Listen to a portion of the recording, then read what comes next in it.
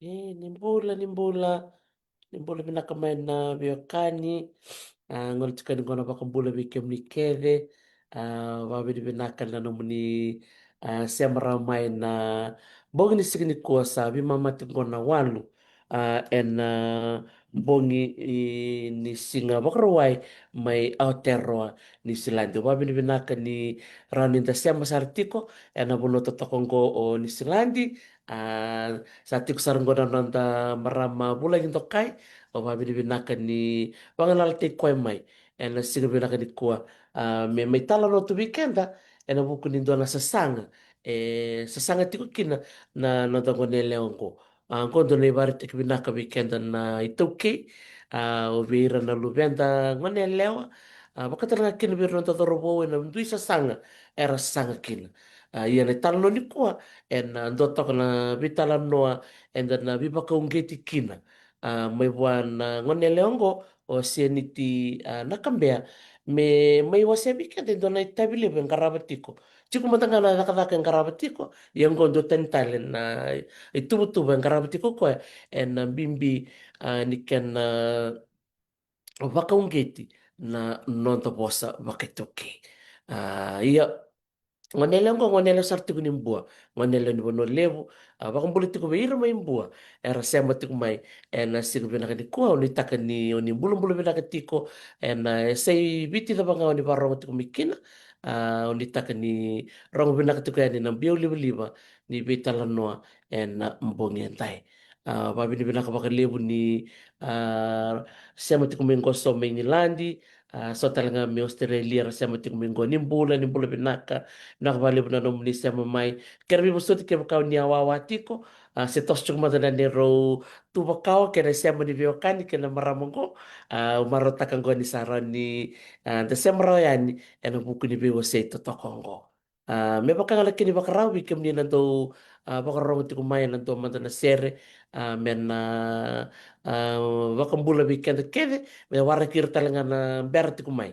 Meron na Bakarawi kumay ya nitawara kiritiko enda la rongo mata na serango ya me baka au sat kuno tia ni mara menimbua enda la ngole sarmanda ni kimbua dan la rongo mata ko na ser to kongo na ser na nibu sotia umbura ramba kartola ngata na Fiji Police Band me au sambula re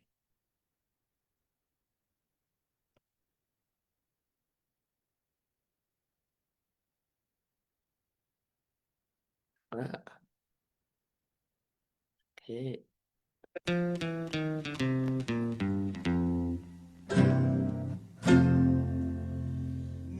Soti autu omura rama meu sereta amanaya saila ya omua saila itu enota bitira rama unimo soti eito ingawe hatani eito nasema ni serela elisa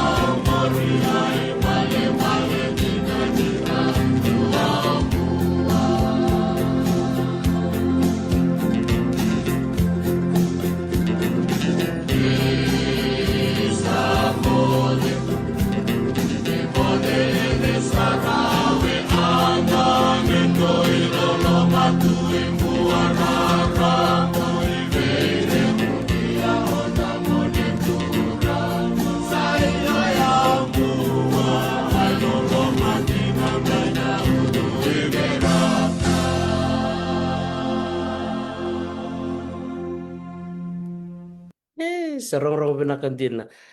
Pagkarakar to kuna may buwa, rong-rong re. Na Rongorore. sere to toko ngoda baka binaka berto na Fiji Police Band. Na sere nivo sotiao em buara raman. Dando kila na sere ngo ertondo langata na daw nindele setura. Kladi bungo beiran na langata na sere ngo era saba ka dinguyan. Ia eta marau numbungi binaka ni kuan ni rau ninda rongoda na biau ni sere to toko ngo. Rongo-rongo re ndina. Iya, sa dam sartu nganggo na nonto marama bulang to kai o sieniti na kambea o babi ni binako buai na non na sema mai Aotearoa e na bongi binaka ni kua na moni marongo e tolu tiko na nonto marama i tau kei erto na mai tala no tiko weekenda tiko butak saranga o sieniti mai Aotearoa sange taraba o Miriama mai Ingilandi ngai tinetiko o Tuliana Amerika na bitala no membeleta na dhurbanua ni green card mai na bunua lebongo ia sa tala bang bulu sarang gobi seniti bulare nuku marama. Blare, telo saka tiko e kibibnina turangkan marama semati ona pato-patongon atalo bitak tati buana mina turangkan marama darbo nangone kana lalai semati omai mana nada maten tue tolu kumbuna buana buni balu na tui kamba bun pesanga buana marambale roku tinriketi wata ena maten tungganga to bata na buni masiaba. Bulare arna yandra. Na bagus saka o sieniti na kambea au ngone leo adaptu mai na oro na sao na tiki na bak singa sano bua kau basu e na koro na suka mai ti ina na lawa ya sana bak turanga ora. Na Yes, bina bali besar nuguleon na nomu sema maini kua au kla lili besar na bioka ni rasa sema tiku minggo au babi ni bina katakan na nomu sule na nomu ngauna mo may wasia weekend na nomu itala no bakatar ngakina na itabili bongkara betiko en viti bookshelf simera madrin daru vitalo takan na viti bookshelf daru vitalo takan madrin na nomu bula kera matangani o baku mataltik ke muni manda na bunua o buli talaga mikina ya sibera mata ya libu na numu matu bala rasia mati kumingo baku bula matu bira o re tak sana ya ko bakai o bakila so kada rasia batu mati ko baku tiket. bula matu mirto mai vale mai viti. Na buni wae ba bulti ani be to gumat bu bale tio mai sem tio mai na sana bakturango bua ya santa langa andor mai ina na wani sudo ya sana bakturango ra ba pimpi berto gumat bu bale to sem tio mai na kasi nandito tio tio mai biti. Oh, benak bali belum leo iya iya na bunua tak panto siapa tu kumikin ko me otero. Na ngonongo semte ani kiri-kiri roa na dani Maori Hamilton Aotearoa buana biasana ba turanga Waikato. Waikato na ndambe ni kingitanga na buana ranandi o ngā waihono i te po au semte mai ina i kiri roa Hamilton. Oh, itu tak. Pada tu mana na nraki na sing bilang ni kuah. Wakaen raki kutu ate ko ike ki kiri roa tawa lai auda io anda maruta anisa vule amai na singa nisa tosi ani na monia niampaki. Semisati ko kata-kata mai Tete ibu kata-kata mayan. Oh, benak balik besar. Toto ko baka oti na no mo sa mata may na no mata mo bale may na sa baturang umbua. Makatalanga kina na sa baturang ora baka tulong sa katipan na bibo no tambo na ruan na no libu ongko babi binak baka libu na no mo matataki roti ko na no mo banua babi binak sarkin. Yan no mo tikong ko kiri-kiro. Nadam saraman tatakabati ko ikir. Na au titengo kire roa awa mau otit etoles nga balela awa sudu susumai biti. Sudu mai lotok na sa sawara o ketoa susum nga mai nakasi. Nakasi ba emdo kilachi o mai viti na kilai lebutu na nakadiwa. Sus nga mai nakasi. Buli na korbuli katolika na santo akineta chi o mai mid road inambua.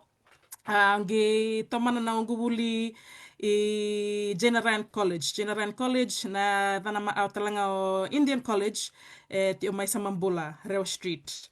O tia o ngubuli au alongata ni solti o ngalala me o mai New Zealandi ni meu buli na buli tore vake na te whare wana o Waikato, se University of Waikato, a wato mana o ngubuli au buli da na kabakalawa, kena kabakan bisnisi, na kena tanto baka pertania na Bachelor of Laws, but na Bachelor of Business au buli one ambaki, ni wa tauri bola o chia ronondolu chin kawalu, alongata ni sole endo a ta mai Waikato me o daka bate ve rotoa tambani de Pacifica.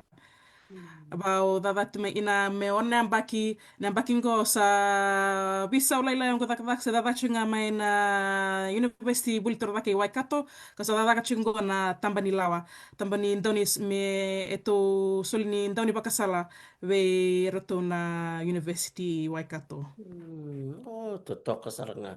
Isa, kalau ngata ni tiko ndorangone, bakango bakati kemni seniti, ni uti no mubuli, tantolo mera mati di katu mo kadaka, Mm. en no mukuri buli kai si tu bako muntu antara ni kai si wasama mendare de sor tu ribola mera kadaka kina, Mm. baka tabo marutakan na kadaka tikina go. Yo marutaka na dakdak ti umay dakdak ti ungo University of Waikato elep ti anito ve malawai ber na song ka ta ke ike Hamilton Kirira na ito Fiji Society Hamilton ito ve malawai talanga ber to na ve Koroni Pasifika ber na tambani Samoa tambani Tonga era ti ko ke na University Waikato lep talanga ke na nito wili ni ngone buli tau ke ato alongata ni veyampakin to sona ngone buli la chumai viti maramai tori bola ina University Waikato kangi lestale viti meme yanga norto merto le bengarabi ena beba no to abuli ina na University ke Waikato. Sa oh totok saranga. Lele butok nangon ito okay na mundo university. Io, i keito ke na University of Waikato waka sibiti ko donan rau lo raiti oni nito enrollment forms nira tobola nira ngone buli tau ke se ngone buli mai viti lepchu anan donan rau era sudu susu mai ke i New Zealandi lailai to lasra mai viti morto mai buli University of Waikato. Oh, ito toko saranga. Wa madal tak tu bia o senit ni tiko na maramarop tun reketi. En na mundo university ni ba madal tak man. Io, io saka buni wai ke toi Waikato ke tau kalongata ni sa laku mai na adhi ni sa na besi o mai o na marambale roko tuin reketi o rote mumu kepa alongata ni nana ngoni besi o lasra mai na madoni boso babiti. So Fijian Language Week, for those non-Fijian speakers out there, we are privileged to host Namaramambale Rokotin Riketi, who's one of our paramount chiefs in Fiji. Na marambale la tumaya na natutu va chairperson ni TSLS. So na tertiary scholarships and loan schemes. So tiao dal tio vale la yongo va madala. El amai balatai ito mai wakato ito vase limit yung beka nangon era sa la mai biti era Tori Scholar CV merto mai buli o chinga orto buli merto le lesta le viti me le tomana bengarabi. Ito alongat ni la mayo marambale ro tinre eti ito apsaranga na be kabakabiti na be to kabiti ab nanggal galobi na ba mamada na isep sep baturanga ge kito kalongat ni orto neto tambani Maori studies tambani era tau ke ni bunongo erto aptalanga dona pofiri me be da bakita ki na nona tandumai ena vono baktoranga Waikato na marambale rock tunriketi. So totoka saranga dosta kalau ngatan din kami Iya, misara cuk na kene ale alo kene tambay totokan din ang kay bulong binaka belum na pernah maramang tiga. bale na roko tu deket na kay maraw talaga na numudo bin garabi ng ngoni buli babi ni binaka baka lebu bikim ni kaya ng ngoni ni University of Waikato kaya kau ni sa mati kumingo sa ngol cuk na baka binaka Wiki mnina no muni dhungi ana tiko. Na weka baka tuki. Ndine leo ni yao mai viti. Iya, Iyo ni matataka tiko. mm, Na nonta panu e viti. Totoka saranga. Iya. Seniti nanda rubi tala taka chuka na weka baka viti. mm, Na no mundo baitabi na ngoni buli. Na nona venga nangarabi na marama na rokti na keti. Iya. Na ndora tambano sa lakin ko. Tambano ni bisnisi. iya. No musa tiko butaka ndona bisnisi na viti bookshelf. Rani oba madal takamanda birra barrong. La dabsar manda na viti bookshelf. Na vuniwai na viti bookshelf entona bakasama o entona bakasa na asama entona bisnis sengay tayo ba nga na bakingo sengay viti na vula edite mai ina na viti bookshelf budini mai na nongu na bay reda na nongu da ada ave orto tampani Pasifika Wat ik nou goed ava wat erto na Fiji Society Hamilton Youth. Ito tambangone songo tambangone ke kiri roa. Awa reda no goed ava ane dava te mai erto na tampani Pasifika ona empaki. Au we melawai bat erto na kai erto na we kawani Tonga Samoa tampani Pasifika tike Aotearoa.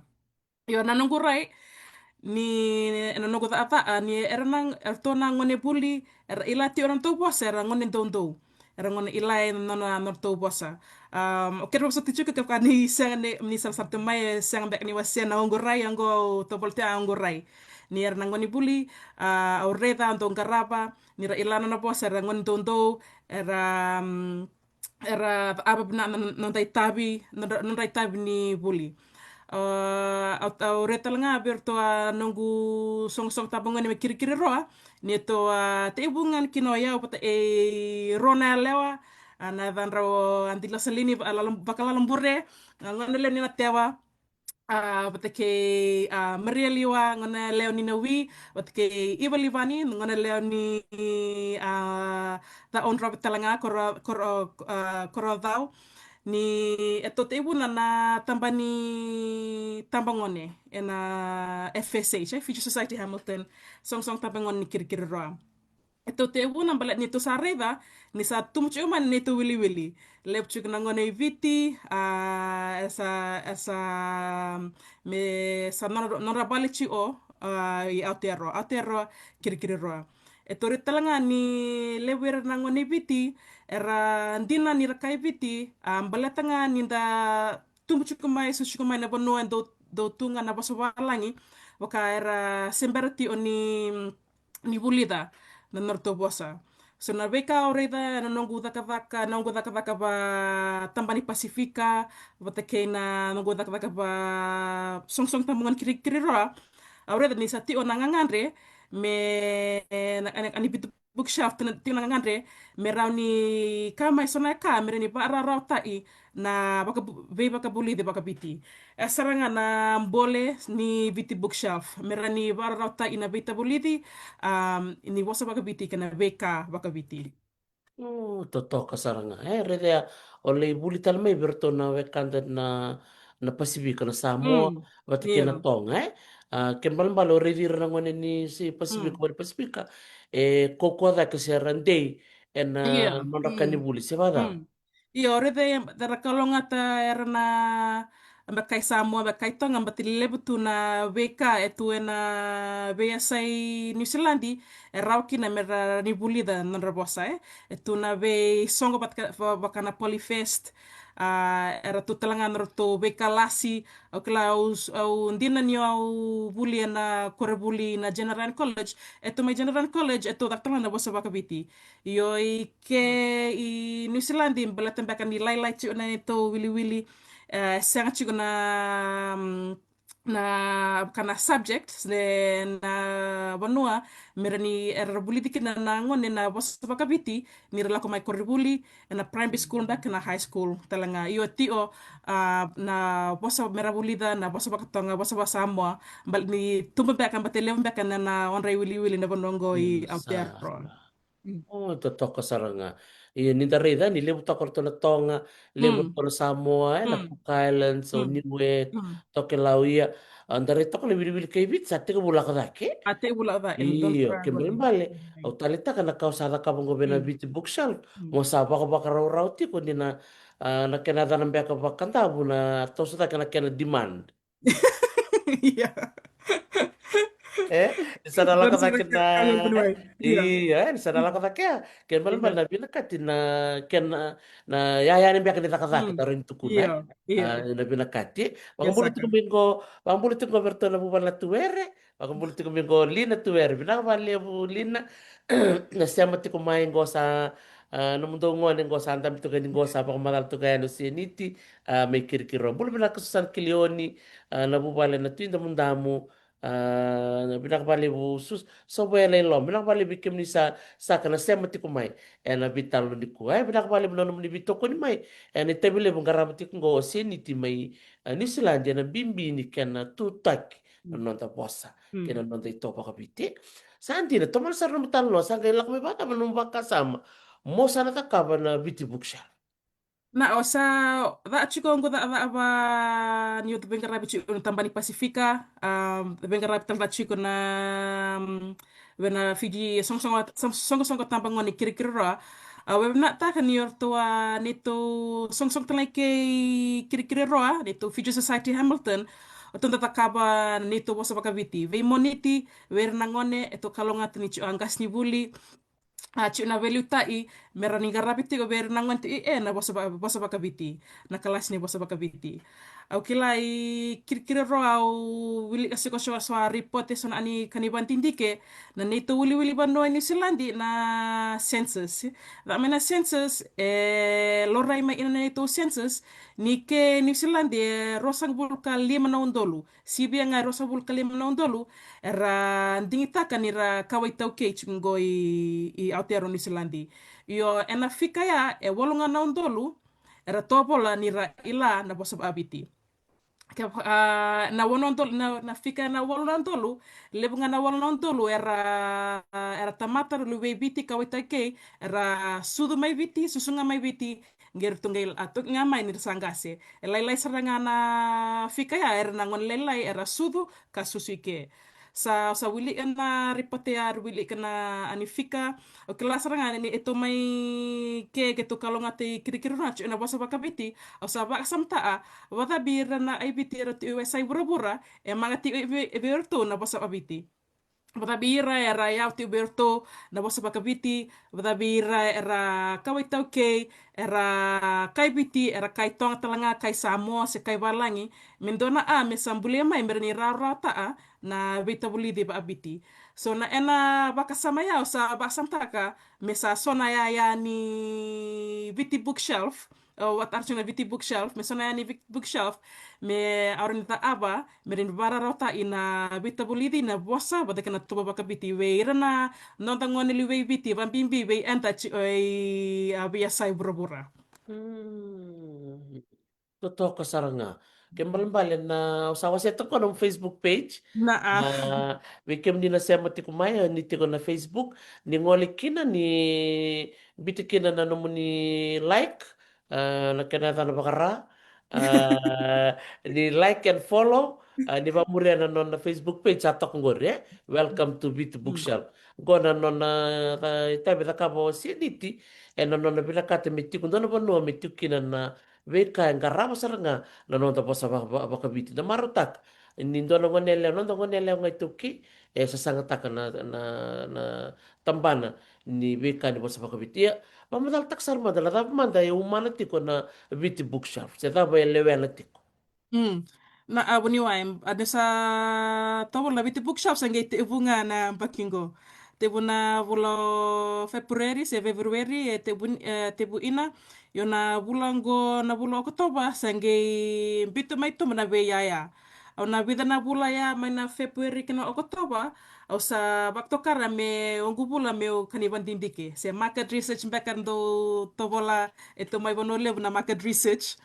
Mendo da ava, mereni bota taru ina, o kalongata ni o ti ondo na songo-songo itau ke bulati ongo e kiri-kiri roa aba nata e to ina to table li bengarabi ani to liu-liu o Mr. Samisoni tiko naisau wata e Mrs. Lina Tuwero to liu taati o e to community e to song-songo baka lubibiti songo-songo lubibiti chingo i kiri-kiri roa ala o taronga bertoa sona marama ni kelas pakabiti au le bata taro bertoa gas ni buli ni kelas pakabiti au le bata taro bersoa tumbu-tumbu so berantau ni susu na taban pe kan ningan reva manini bara rauta ina no ni beta bulidi na bosa pakabiti bote ke na was pakabiti bote ke na to pakabiti yongo e biti bookshelf balatanga ni sa te ibu ina na be ya chi ona ando na posters se bilingual posters so ala ona emnila ona Facebook ni tu bata-bata na Facebook se Instagram TikTok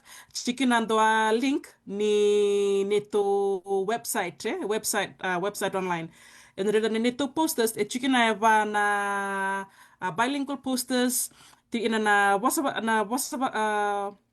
singa ni ve madawa na tikni ngongu na ve roka bata ke na vula baka biti na vula baka biti chi ina na kena bandeo va pertania na yasani ina bandeo va biti ngome bara ra taitlanga ina vertua ka sa tobol iliu ve soberera neto lube biti era kai biti era kai samo se kai tong talanga lebu era na tinara era bakaraita kan er talanga era be bulit na ka bakabiti mere ni kilachi na ortona lubenda na bosa bakabiti kana be ka bakabiti so no to be wase mai o sa ba samata ina me sa bana bilingual posters me tebu ina na be raka singni madawa tikni ngongu me chi ina na bosa ba biti asa ina ba andea va pertania. Oh, ito toka saranga eh. O marata kana mutu kuna mea ni o takapa na pandindike ni Hmm, fataro ay iya. ko basa bere tumbu-tumbu Hmm, basa bere nangas ni buli ni basa bakabiti o hmm, marang ni siya mutu kumengolina tuere ni o kwento saranga bere na nangas ni buli liu doran tukuna hmm, e Aotearoa na nona do tutaka na basa bakabiti bere to may Wellington ye hmm, ina no musaba tataro ya bera era marotaka no mutaro ya ni bera no mu bila kata mo kilala bi kambale hmm. tala basa bakabiti. Era maruta asarangan balati ke autera antonaka na ni satu bol chile neto bili-bili satu musuh tae. Na neto ngangar talanga bertua neto ngone mer ila ada sarang ngone rabe ila juga rabe bulida non raposa non rabe tobo. Ramarota anisa ngo rasra ni te ibu. So na tagad makan be ani viti bookshelf erna Antoni be susu erna tumbu-tumbu wata ke ira sangke te ibu nga non ra be bulida na bosa ba viti. Ngo ya ni ber na ngone aba mni waronch mai mni Antoni bosa ba viti ngombe sambe ani ni ya be mni gona ya sra be erna Antoni be susu wata ke na tumbu-tumbu era non rabe bulida na bosa bakabiti kana beto bakabiti veir tu na veir na nonton ngone pate ke ira era senggai te ibunga non rabe bulida na bosa bakabiti. Oh, toto kasaranga. O marata kung dala kau tukuna ya siniti ni iyo stone tumbu-tumbu era saka ni marama ni biti. Hmm. Sera maramate ni mai rabakawate ni biti. Iya era bia bulita talanga. Hmm. Kembal-bal ngona yang talanga bira. Hmm.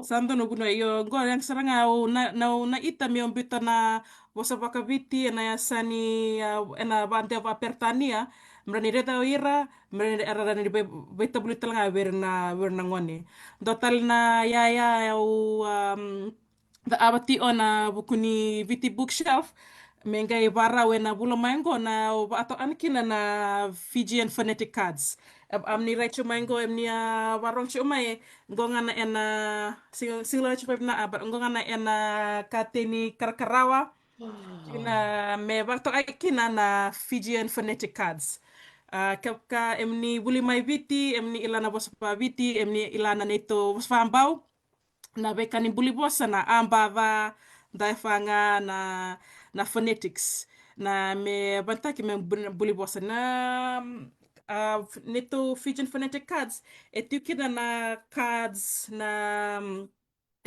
na kani ambava o sa teo ni singular chupep na Oh, ngor salori mai Tis ngor. lagi na do eroa na ena set sero na ena pakete ecu ina mereni wantaka mereni buli serangan na bosa ba abiti au kilangon wakando ngo na ta kenapa mo bita pa na tapa bata kinango na ngi bata kinari bita bata amengiri kap ka amni be buli anggo mereni wanta seranga mereni buli ina na bosa ba abiti na bosa ba ambau be beri na nantongone tuke ibiti kaya sai buru-buru telinga.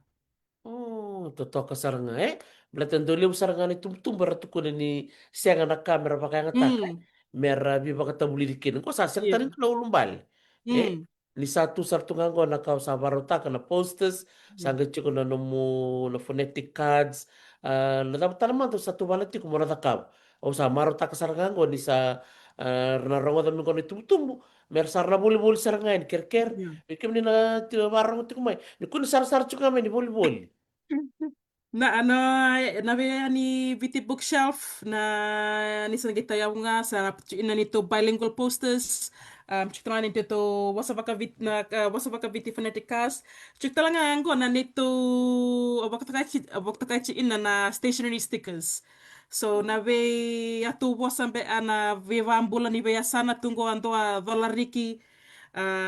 Mbula bina a titlakina dola mbula re mbula si a Mirani banta mirani tiombe ananom di telefoni se tabayawai se laptop tichula ina na veya tu bosa ena tokan beka na bosa babaran beka se bosa bo enta kilachi oi biti chingon do ati o ina lepchuna ani vono levu mandela badia kai vono levu e babe na ni sambita bita ni na veka beya ni wasa biti lebu em do barong chumai lebu be enda na kai biti rabi tartara mai era to bola sia bata bango Arto wekai au mai kandavu arto mendo anasti kan ni namulinga namulanga aga unlenga Nila bakchungo nando asti kan yam do namulinga namulanga me ndo telango na base amerewa be em do na wekango mai serua em ni ilangan na bata-bata na Facebook sa TikTok mriren to a link ni sto ni Viti Bookshelf nilireda na beka beya ya ti ina. Oh, totoka saranga reda. Au maro tak saranga ni biu mai sona matanggali bosa bakaung o meron ni da dimbi takkina belum dala kumikini ni chuko sona bosa do tani nga na sana sana bono ibiti o ni la kumikini bakato kaya nomulanga base o merewa Iya. orto menitasi ro kitongoi eh Kitonggoy. iya Kitonggoy kitongoi chutala na kokotuno. ah Chutalango do astik. tena orto menamosi quadra batu. Iya. Ya, toto kasar ngai. Miki mini barang cukup mai. Bilang balik muna nom ni rongot tuk mani robital no kesianiti. Ke bakai tiko so na bosa ni bina kata me na tambaki. Me na rto na tambaka na non dari lau me Hamilton me kirkir ro. Ningai bitar tare na non rto Facebook page na BT Bookshelf. Salori tok ngor na non rto page. Ker ni bamuri rto ni toko ni rto. Baka bini bina ka berto Hmm. na ngone leo karto bito koniti ko be seniti kito na bubale na bakalala bure na bubale na liwa wat ke na bubale na libani nirto sem ke chiko bono lewu da marota ka ni na program ko se na biti buksel erto liutak sar chunga mi bono lewu ukla di dodol ngam erto liutaka balati ni erto lak mena bono lewu kali buketa kana kan se bata seniti Tanton tin sarang ton pina anggor puniwai. Totoka. Isso, kami ni bilang kapag na nomu tutaka. Yan, itabili mo. Gosing tabili lai. Tabili mo to. Baka tamo ko en roini. Do ta ka baka tamo ko sa riri binakan din na nakasandroin TikTok ko. Na au babi na ni nango enta sampulti ina de na beyan pibaya ba liba raw ina la kanen drawing ni na drawing nga ta na posters tiongori be mnia barong ti omai eta nga na ve na ba pertania na app sena software ata aba ina meron imbita nga ina na ena bosa ba viti na bosa ba pertania patake sona tamba Iyo na o ila na nawa ni viti bookshelf na ngona mai muri ni sa tumchi o na viti bookshelf au nawa ti o me uni ando Tua lubi biti se kawai tau kei, mere ni bu e au ina me aba sotale a androini e na veikatale na vea ia e nabnaptu ina me aba na biti bookshelf. Sa totoo kasarangan ko mananga aura ni ka sini sa do tiki buliw Na do tiki abrimai. buliw do lebu na ngona and then do tuwa na sa nakame na takaba lebu tsunga na tuba lebu nga na kanda na baka sam takatiko da sember da siang ni da takaba do naka ngondo naka ngo sa baka ndini ndini taka na kana papirtana mbek ndo ni ka you've made that step you've made that step to start with something. Bilang katake, motek butakan dola kango, iwa ko malalatiko, may nanumuna numatiko. Isa kato na numutiko, may takala kango, kato na numutiko, may takala kango. You've done it. Eh? So, bikin na barang utiko, may satu sartu kango, na beka, muni takango, sa barang sartu kango, kono muna, o ker mele mo na ito sa mayra. Unleng sa tobol chuma me lepchu na pos ni ra me le lechu na pos mi banole. Orto, limu cukur to nama Na ena ma e tuna ma ena ma e Iya. auria se wara me sale da amaingo. Gor saranga aurea sawara vinaka sare malini vinaka vale na sema chikumai na vinaka vale na visus vinaka mai vale kene bar tek ngo santa michungo na lubia muni ngo ne leo sieniti ena nona mai wase chingo ko ena nona tatanra sa mai vaka vatukan ena buku ni nona vaka tataro nona vaka taro nyirne tampongone tapi tarakane tampongone o viaka Hmm. vaka pertena I'm very Hmm. curious o verongoda Hmm. la tabera bi kim ni tambangon ne seni ti me bakana mutukun chumia orto longan nele orto na bakala lambure o Hmm. liwa o maria bat kerto na libani na namundo taka bata chiko membaleta na ka membaleta na bosa Hmm. bakabiti na dama sona ka orongo da me bira Na be ito na tabang som tabang ko nego i kiri roa. Ito budini mai ena batsa tumchune ito wili wili. To bol talanga to tambangon ne ba pertania that we need a voice. We need a voice to speak our language to reflect the issues that we face, the teachings that we need. Oklabe ito na song tambangon ni kiri roa. Dito ate uwi ina lebu rangon era areta be ito ito ate uwi ina ni orto bango va pertania that we're too nervous, we're too shy to learn our language because we will be made fun of. There's a stigma around not being Fijian enough because I can't speak Fijian. So na akla na ni bare bitaki mayor to tambangon ya tau bimbis na bi na loy kito ni ana norto wakasama na nito tambangon ni kirkiri roa. Ito ta aban doa kain nito um, nito page ni social media ito tobol ina na mental health and linked to Fijian identity. Ito absaran do taro kami anonymized feedback.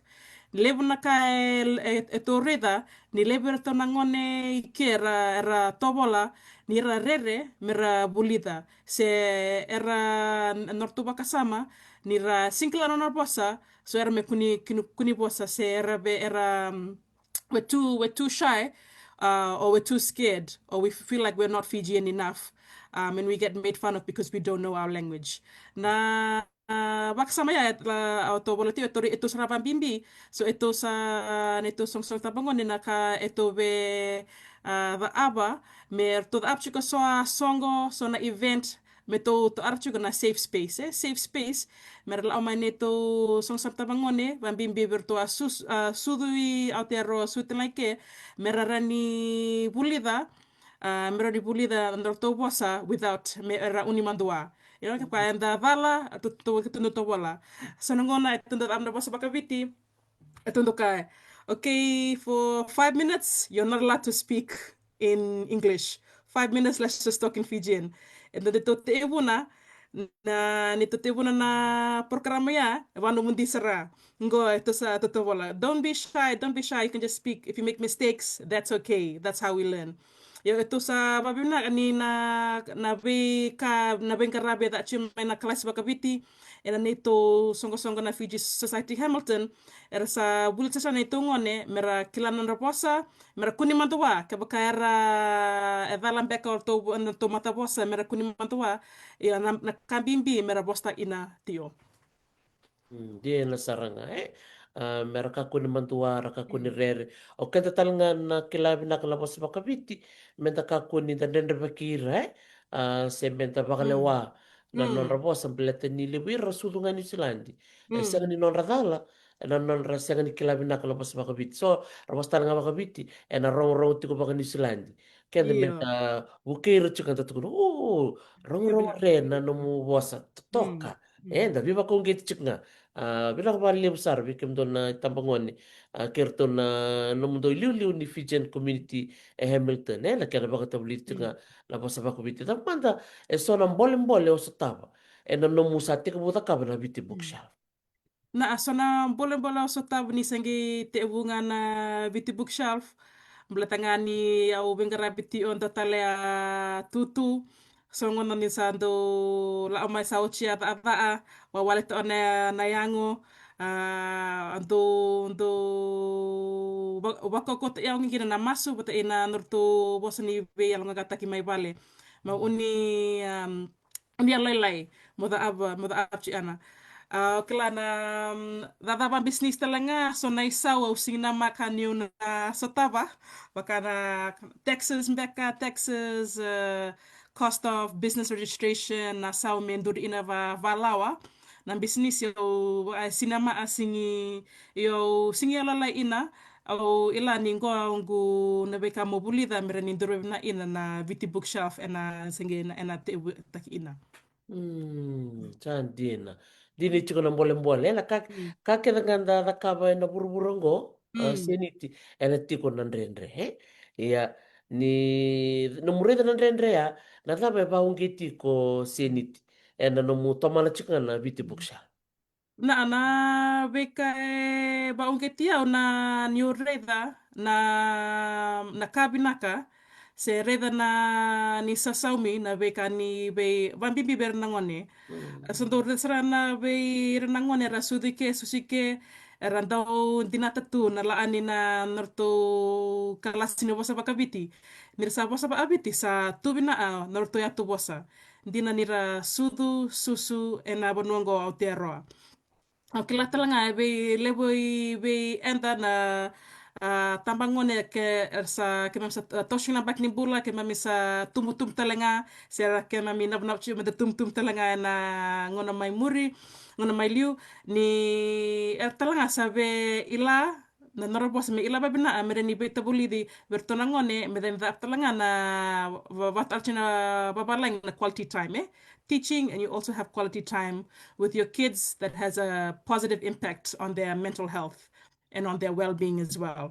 So we are uniwa sanongon ni sando wawaltik na yango sa the bimbiti o nagaravita vi mai te whare wānanga o waika tondo ntorkando wa paungeti au se wala kakateki au ni uredi ni tongo e nanandongo ni ke kirikiri roa bisa dondo nanto wasabaka biti kana to wasabaka biti bali lotu se kana be songa tondo va ave ke kirikiri roa.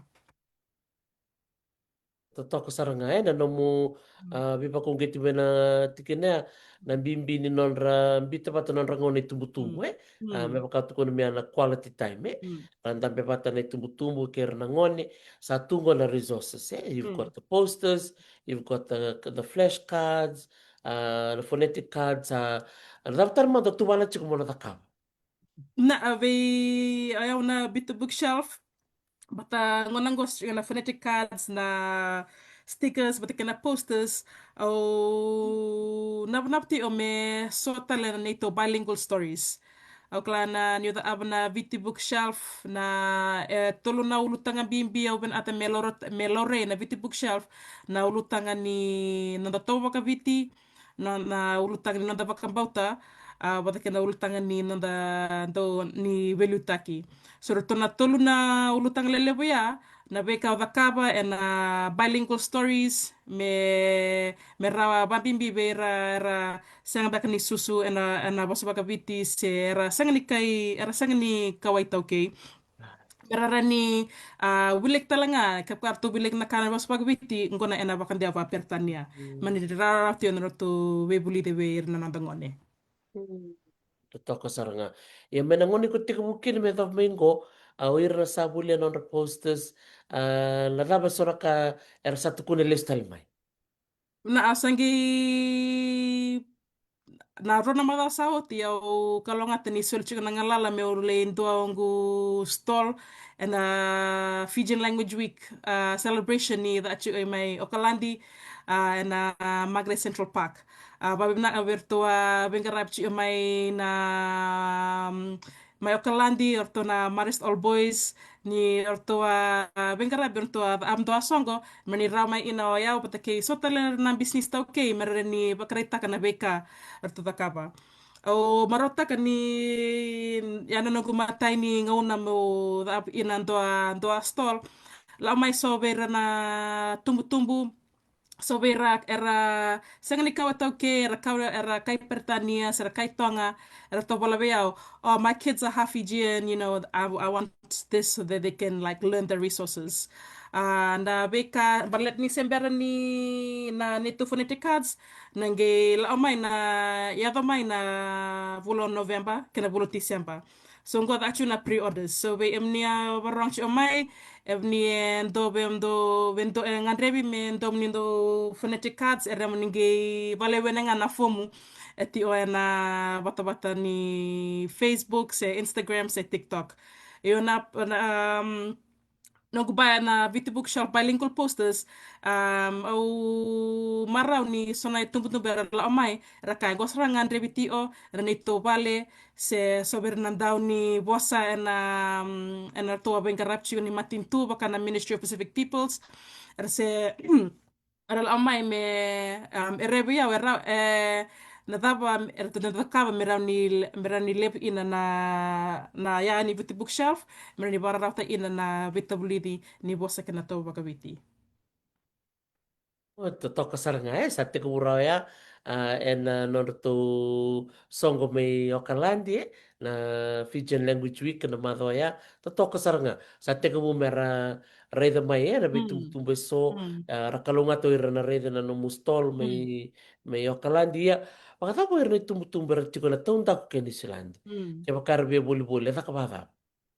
Na awe emni sakra tumbu-tumbu sa nantau ni be susu emni ti ona taun taku ni Silandi amni ngandreva me sona ya ni buti bookshelf me baka ni be emuni nila nga na nito website ni Viti Bookshelf emni rani unena ena link na bata-bata ni Viti Bookshelf na Facebook, se Instagram, TikTok ni sikoba nga na link emni rani reda na base na sauna ya but ena sau talanga me na be baka ni be emni.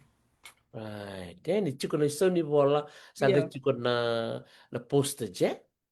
Yes, aka bunway. Totoo kasar nga ya.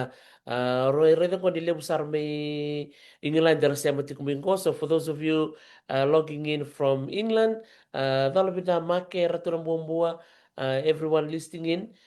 If you want to purchase some of the Fijian language resources, most of them are bilingual. Please follow the Fijian Viti Bookshelf. Viti Bookshelf on all social media handles, Facebook, Instagram, and TikTok. Chukin na link muni na tambakayan ni meron yun ni semayan na punoro yun ni rede kina kinasaw batakin na order order form. Fill in the form and press submit and also purchase these resources.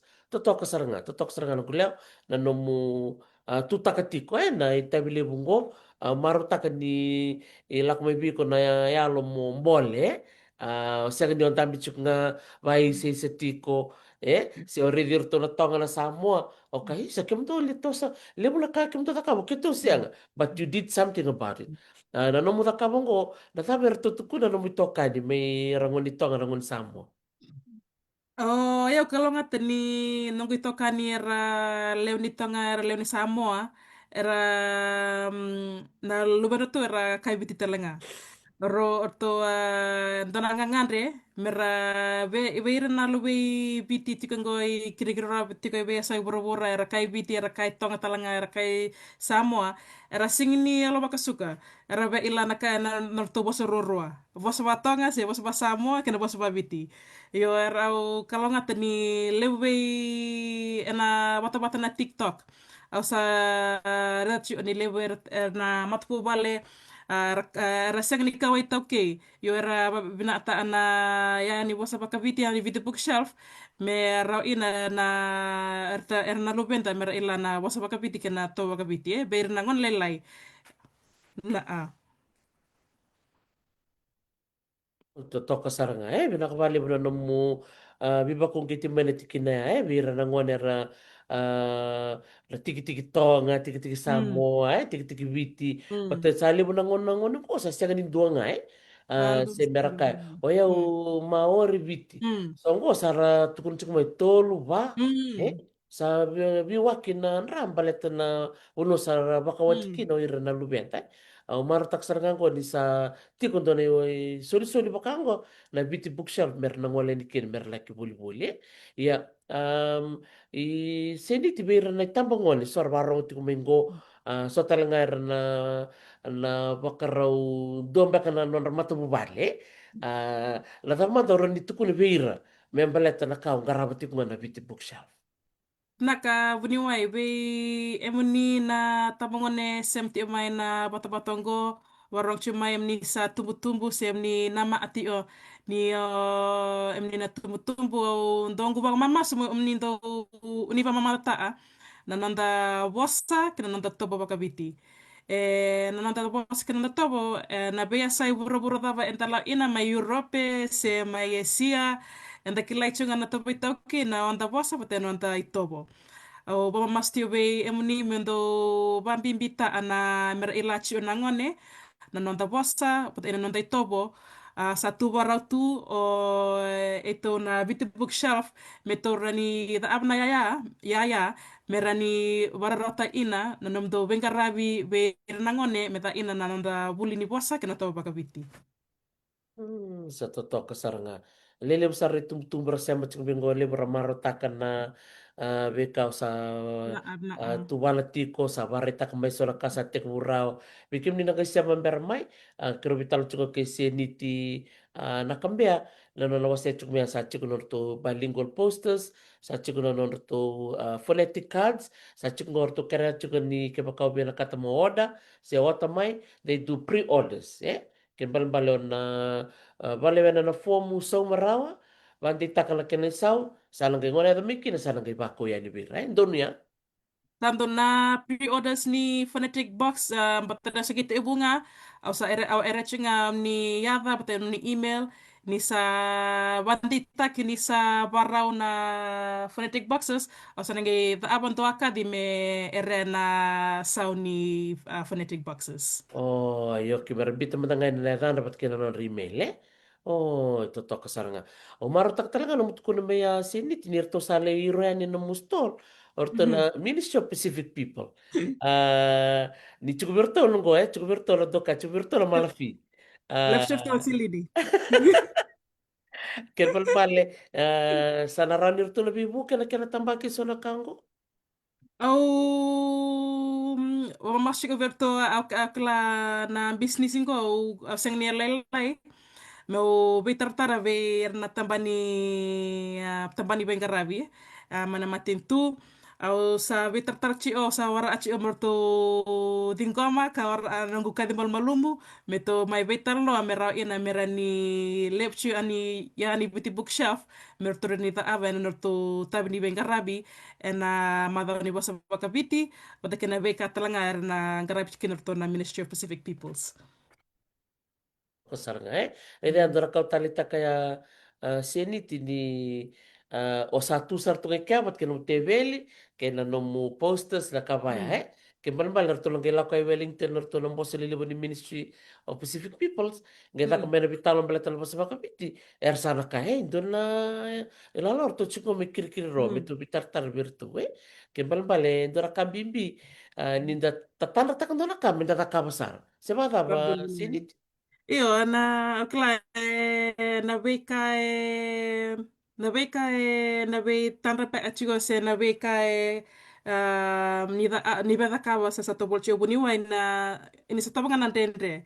Yo ando na kausa buli da meu uni warra ka nangonas. Uni warra ka me na silini na malafise. Uni warra ame lepcho na yau.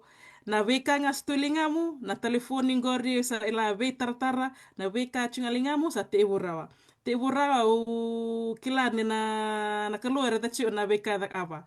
Au vama masio wei emdo vambi vive ito na tabangone. Menda ada di tu bang bota eba chuntoren to na yang bisinisi yo beda aba kota ne warra ka me lepcho amalafi se be lepcho ayao na we kanga chulingamu tebu ina na alona reda na geba alo tataka na musasanga. Sebenarnya kenapa lebu na no mo bossa na bibakal nga ngatak do lebu na ngona na bosi na buturaran bisnis o kenda le Mm. toke bakanda do rere Mm. da rere baka meda bitene na banda i liwe meda tu ani meda takabe do naka io maro takango ni dine no lako turu mo sona rendre sega ni baka lele teki ko o tali taksala nga baka lebu na no mo sasanga na siguro ni kuya ni siyempre nga nitabo ni Doro Vitala no, Doro na ritele ni Liwe, o sana ka chungo na no mo bilingual posters na no mo ibola ni Tala no, so you think Yeah. your bilingual stories. Mm. Um, Tapos o natatanrataka, torma din na no manitin ko na bulo mingo. Kaya man Mm. la Fijian Language Week 2026, kito sana rin ni Sarasina na no mo Yeah. store. Sa baba masutio sa titala nga lewat tamatera bitar tarmai menon to solici onor to bakasama babe nata I bem to ede sonang non do labo talebo ni do a message mai do a comment mai inglandi sen do a comment mai kalandi mon solici onor to bakasama me rani lebna yaya me da apsiko viti bookshelf ena muani ampaki au napchi oni sa lamena bak mengo na madau ni bosa baka viti na bulo oktoba sana lima cha nongu kami goal se na kawo be the ava me lima me sa ada mai na baki mengo na me sa lima chiko ndo na ni to bola bilingual books me lima kami tos mena achi o na nito phonetic boxes bata ino abit ena nito bilingual posters akila na bilingual posters te ubunga na singa na vula na roka na betik ni yango yo napti o me sotale bilingual posters me baraitaki na ve manu manu se na ve andoni kau se na ve kaira kenda kalonga chiku na kai nanda kai tau ke ni ti o mai viti so acha na ni viti bookshelf merani to so da echi o na ve ka ngarapchi o na viti bookshelf. Sa totoo kabina ko lebsar ng gulyaw marata ka libro ng dormi vital no warang ti kumingona saka mo kamili mo nga na sa makara.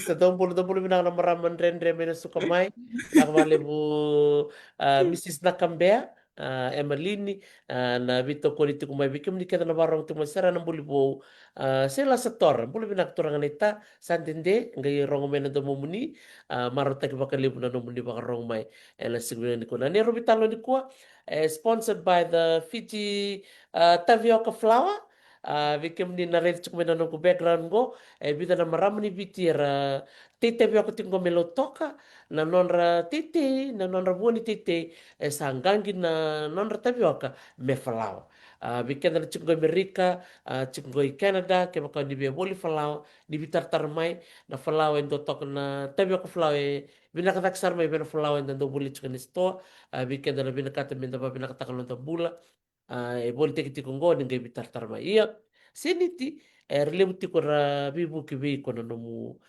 buli na nomu garabi mai bausi talanga na nomu taka ngome mbeleta na biti bookshelf alo sile ngora ngona bike mni seni timuni dono muni bosi ni babi ni binaka beira na buku ni linga ni bisusu wakatalanga kena bibuke ena kena tiko butake na biti bookshelf. Na awuni ba ya be torningo bina ongo me ondo ngangu bosa lek ni bosa baga bina a we emdo ede emdo buke ya ti ona nongo sasanga van bisinisi sasanga tala babuli sasanga badaka vambimbi be ongu tumbu mo seki Emily na kambea kila ongu nana barong chi omai semti omai viti na bato ongo babina taki iko na no mo be susubina bisa sube yau, bisa sube irtoa nganengu, pati kena tadingu, ni samai rawa dentona nabungo na beauty bookshelf. Wetor na ngono bina ongo, mo babina ta ogo matu wale ke kiri roa, na Future Society Hamilton, mai bem dona velu taki mana tebel ni ben garabi, to ngunana, lepcho ngunana mai bono lepcho ngoi kiri roa, do la to na veto oni, data to na masu, Pamna tai emdo na bebos ni along gata I emdo sulia be yao merentos si ona kani viti bookshelf kila ni sangay tayo bunga ng business singo sangay widang na bula diti ina yo wama masuti o be emdo ang kutabangone masu be emdo luwe viti chi oi taun taku ini silandi ya say burabura menda vami bita na onda bossa onda bossa bat ena onda toba bakapiti so na we wasale lenga ani pa bebina we ongu tumbu be totala ongu song tamongone ongu matubu vale na Future Society Hamilton e manga ni balavu sa basna en levu. Ah, rongo re na nomu mai bosi tiku wiki mami ni kua seniti torno ngongo na buku ke mami keda na barong tiku yani ke mai baka ungeti baka libu na nomu mai baka tabi ni kua ndine ni ose ngone leo ngone sara ya usa maru taka ni oni sa baka tabi tike muni na itamba ngone muni taka na bimbi ni kena tambaki lebu na bola lebu na posters na stickers na phonetic cards na bika ke bango maybe book baka nakawandor tukuri tukuya sa rota nanguna ni solulu bale minta tukuna usi udah mas babi tumbelete siang anak kaur siang ko sa siang talaw bale bikim ni nabarong tuku masa tuket ke ngona no ni resources ni ngole na biti bookshelf bamure no no to TikTok Instagram bat ke na Facebook muni na takabkina na nom ni ote totoo ko nit na talaka ni biosea ni sember ni taban ni darubi talano. Sa beto ka ngo ngo buni mo mo bab nati emuni namni dinga mana adi malumu o na solchi muni ngona me rani lama muni bata ngo merni wase ka talo lek talanga na weka baleti na business ngo na viti bookshelf klani tike na santa chiko na ngona be biau liba era ni be tar chico be era na kawaito ke lu be viti chico be sai burbura sakali na babna no ni sole no na me ni talno ka be wasil elak ngana be kambalata na viti bookshelf.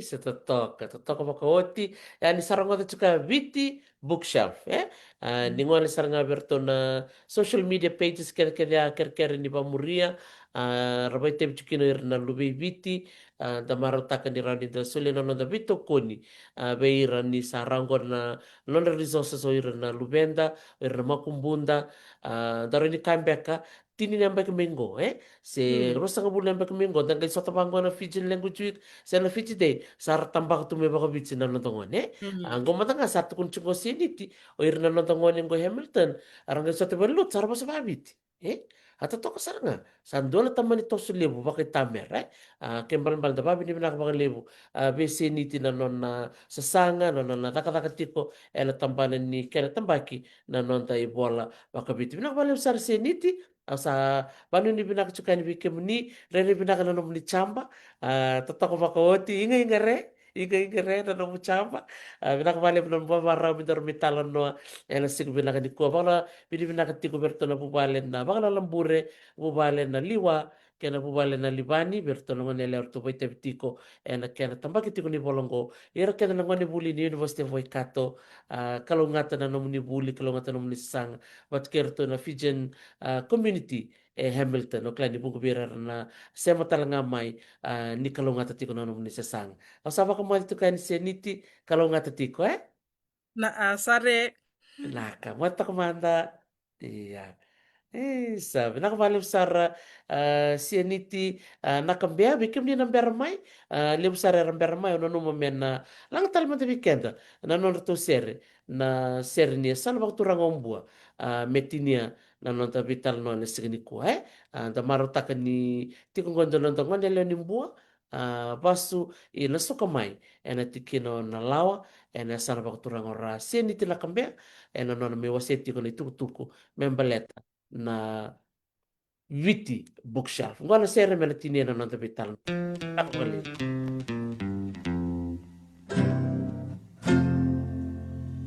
Niwasoti au tuongo rarama meu sereta ko amataya saila yangu saila itu enota bitirarama